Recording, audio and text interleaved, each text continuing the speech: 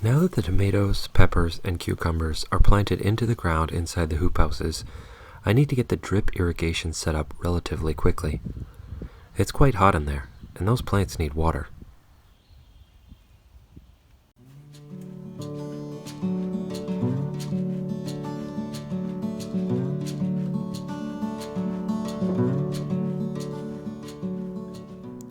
Every year, I use the same mainline tubing for my long hoop house, which I call the Quonset hut, due to its shape. Last year, I never got to a point where enough things on my to-do list were checked off that I was able to get to focus on getting the irrigation system up off the ground, coiled up, and put completely away. So, I headed out to the place where the hoop house was last summer growing tomatoes to see if I could get the irrigation system up from underneath the silage tarp without taking the tarp and mulch away. The first step is to disconnect all the drip tape from the mainline tubing. Then, I'm going to take the main line down to the other end of this plot and line it up in the same configuration it was in when the drip tape was connected. That way, I'll be able to tell approximately where the ends of the drip tape are. And that needs to be pulled out this way because at the very end of every piece of drip tape there's a little fitting that prevents water from gushing out the end of the hose. That was the theory anyway, but when I tried to pull the drip tape through, it was too difficult. I didn't want to put that much effort into it, especially since somewhere I have a bucket of drip tape that's already cut to length for this hoop house.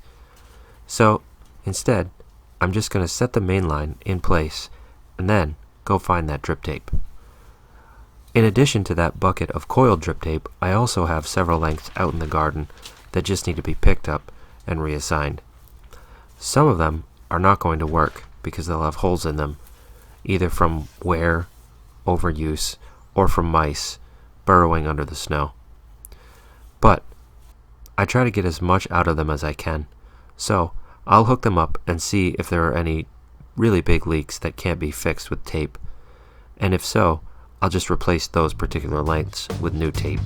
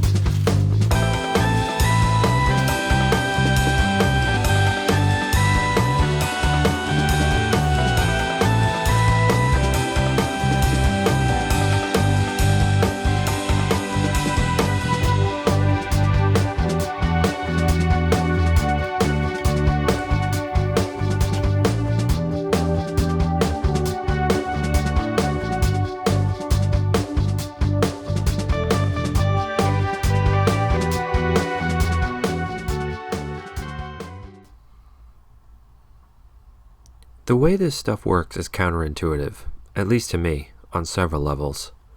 First, this is called the main line, and the first thing you have to do when you set up an irrigation system like this is put holes in wherever the fittings will be inserted. There's a special tool you can get to puncture holes into the main line that are just the right size for these fittings. When I bought this system, I was still fairly young as a commercial farmer, and I didn't have a lot of money. So anything I could do to save money, I would. My thought at the time was, why do I need a special tool to make a hole? I have a knife. And I just used that to make the holes in all of the tape, which I've had for a long time. However, if you're starting out and you haven't made that decision, I recommend you purchase the tool. In hindsight, it really isn't that expensive. It didn't save me very much money, and it makes the holes exactly the right size and does so much more quickly.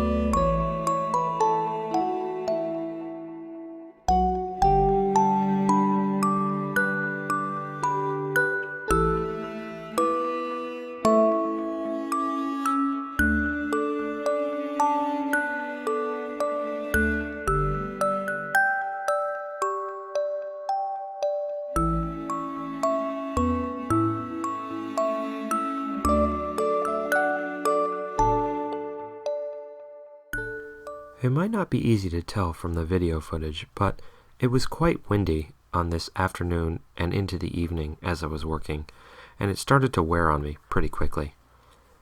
It was at about this point where I'd had enough of dealing with the wind.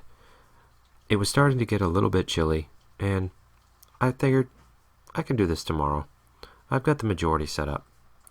However, there were still some things I needed to accomplish before I could go in for the night.